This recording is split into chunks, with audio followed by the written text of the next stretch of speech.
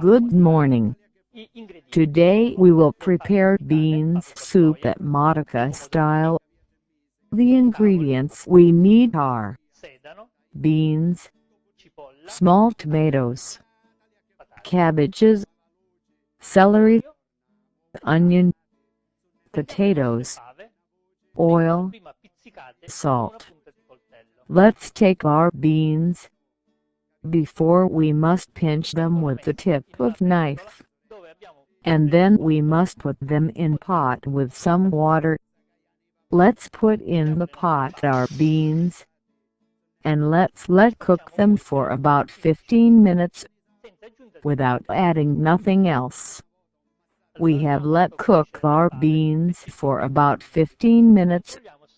Let's check if they are half cooked.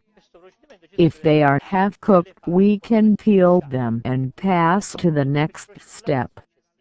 Let's leave the water of first cooking. And let's add cold water. Cold water must be at the double level of beans contained in the pot. Let's peel some of these beans. Let's take some beans and let's peel them. After this step we can add our ingredients. Onion. Let's take some potatoes. Let's cut them in some small pieces. This thing will permit us to have a